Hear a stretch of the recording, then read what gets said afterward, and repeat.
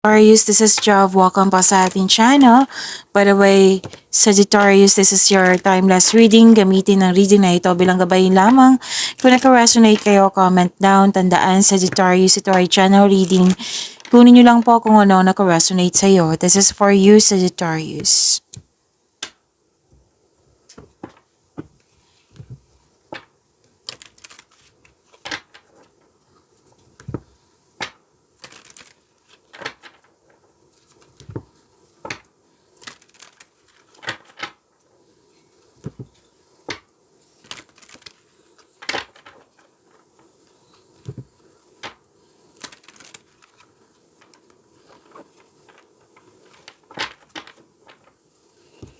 Para po ito sa iyo, Sagittarius.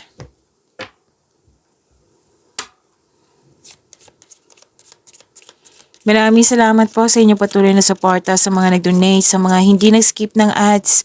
Maraming salamat po. Sa mga hindi pa nag-subscribe, subscribe na po kayo at click bell notification para malaman nyo na may bago tayong video.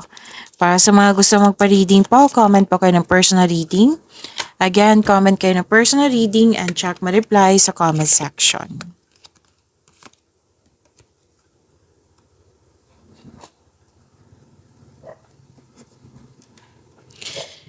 Sagittarius, may solusyon sa inyong problema, may sagot sa inyong mga katanungan.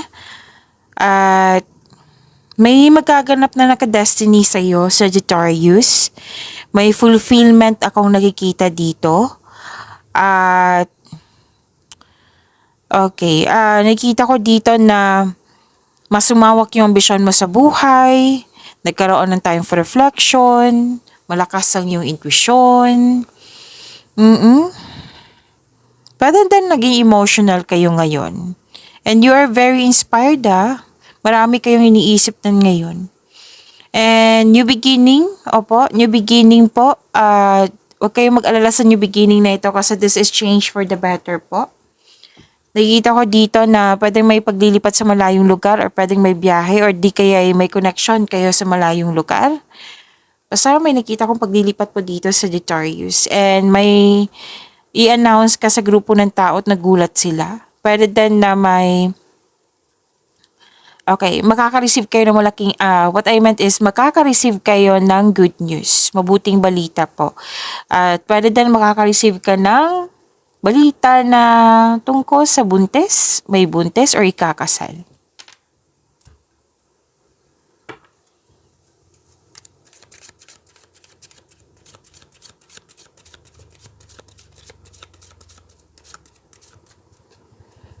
Energy po ni Sagittarius.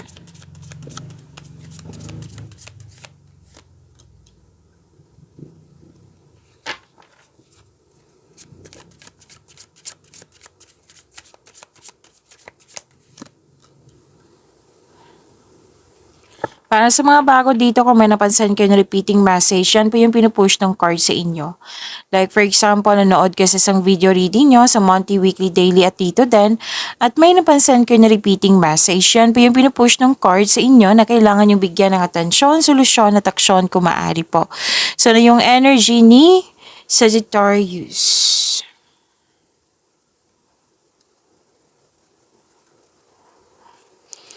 May transformation po na magaganap. Transition. Andito po, transition. Andito rin siya sa tarot card nyo. May necessary change. Diba sabi dito na kanina na may changes, may new beginning, pero huwag kayo mag-alala kasi this is change for the better po. And you have the power, you have strength.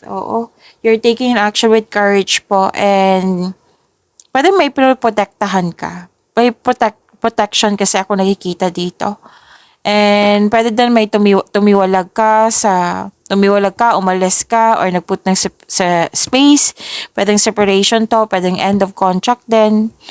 May parating na new beginning sa buhay nyo, magkakaroon ng transformation.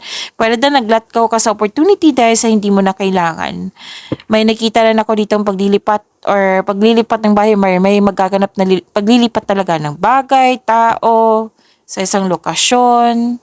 So, growth always means leaving something behind, di ba? Sabi ko kanina sa inyo dito na may paglilipat. And pwede din po na may dumating. May dumating or, di ba sabi ko kanina may umalis, pero pwede din tong dumating, may dumating. Tapos may nakita rin ako dito na may balak yung ano, yung dating, anong tawag dito, close mo dati at nagkaroon ka ng loss of connection at may balak siyang bumalik sa'yo para mag-reconnect sa'yo. At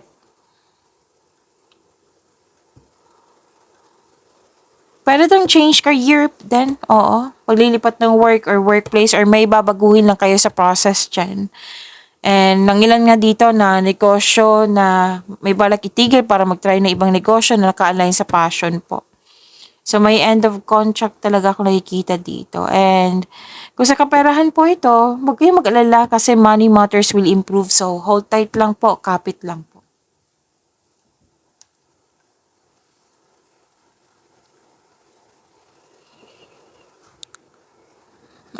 May ligawan dito, may ligawan, may bagong pasok sa buhay pag-ibig, may nagkasundo, may promises, deal, commitment, agreement, at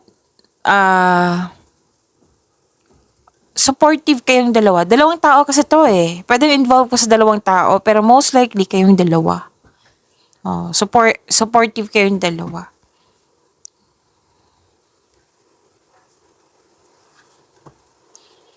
Maaari din na may parating na job opportunity or yung sabi ko kanina na business partnership.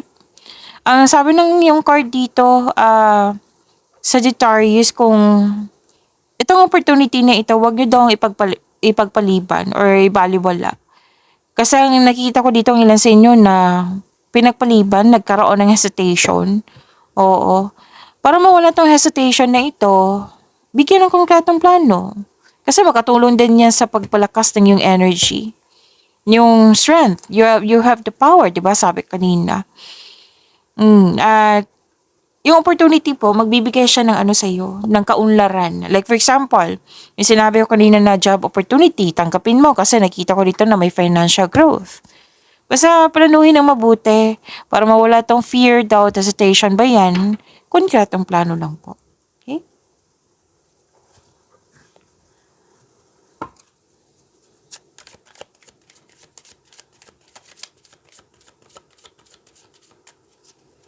Career and money ni Sagittarius.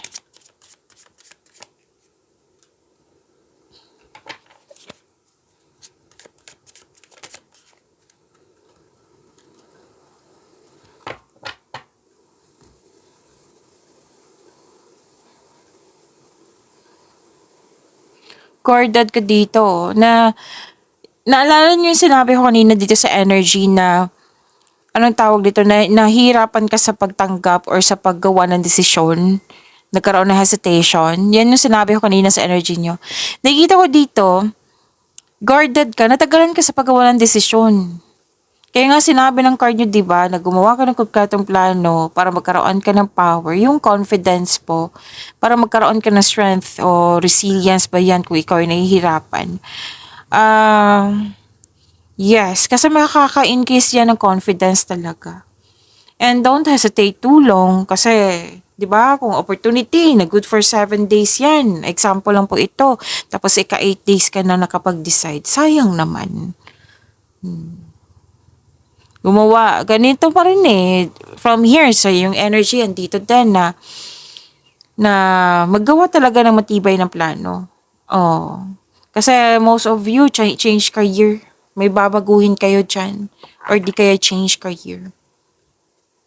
Pwedeng natatakot ka mag-decide or iniiwasan mo magkamali, yung magkaroon ng negative outcomes kasi may nangyari sa nakaraan eh. So, hindi kita masisisi niyan.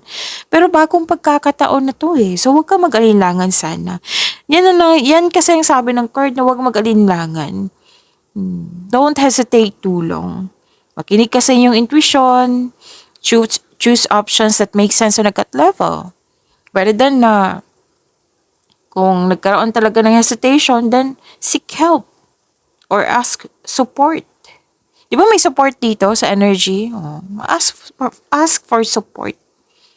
Pero the best way, kung ikaw mismo yung haharap, yung nakikinig ka sa sitwasyon, Kasi magbibigay ito ng kaginhawaan na iyong hinahanap. Yan.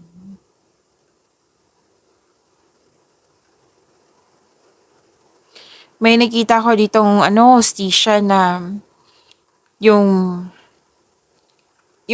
disbalance before, ngayon magiging balanse na, pabor sa'yo. May magaganap na signing of contract, may magaganap na challenges, pero huwag kayong mag-alala kasi positive outcome naman yung nakikita ko po dito. May job interview nga dito, or any kind of negotiation, magiging successful po ito. Sa financial, mabalanse mo na yung kaperahan mo at mas mai-improve pa ito.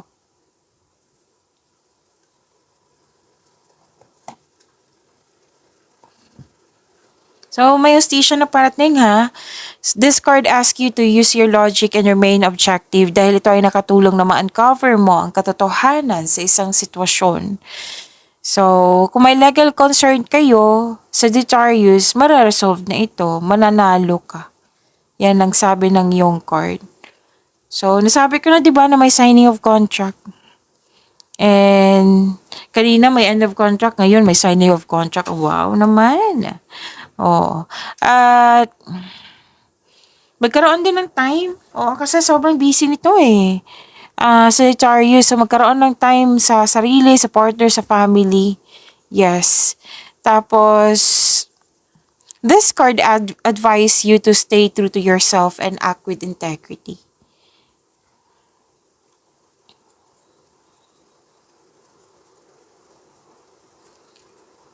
And nakikita ko dito na may, okay, job opportunity pa rin to eh. Di ba? Different card siya, pero ang sinasabi dito, repeating message, job opportunity. Pwede din any kind of opportunity, promotion, yan. Magkakaroon ng financial growth and stability. And ang ilan sa inyo, change career, ilang beses na lumabas yung change career. Pwede din naman na hindi siya literally change career, pwede din may palitan lang kayo sa process dyan. Pero, may nakita talaga akong offer sa inyo na change career that will offer more stability and abundance. Actually, this is a gift from the universe eh. Natandaan niyo yung sinabi ko kanina na may magaganap na destiny. Naka-destiny to sa'yo. Gift from the universe, opportunities, or unexpected sum of money. Ang ganda naman. Pero then, nag-take ka ng first steps para ma-enhance o ma-increase yung income mo, kaperahan mo. So, ang pagbabago na ito ay may unlimited growth towards to your finances.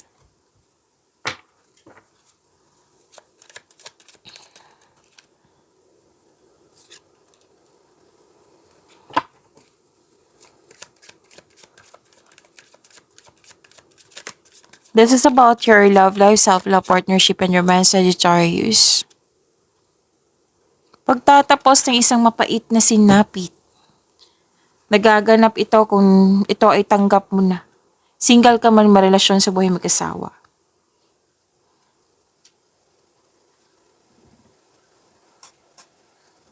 Pero din natapos na yung paulit-ulit na lang na concern.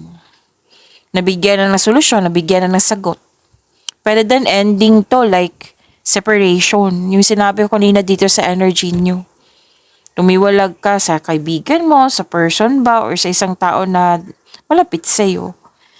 And basta mawawala na po yung mga blockages po. May parating na biyaya na mas magbibigay daan ng mas maunlad na panahon.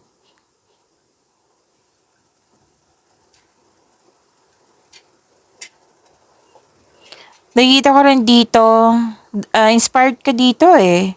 Oo, masusunod yung gusto mo, decision, ideas, or plano. Actually, this is victory.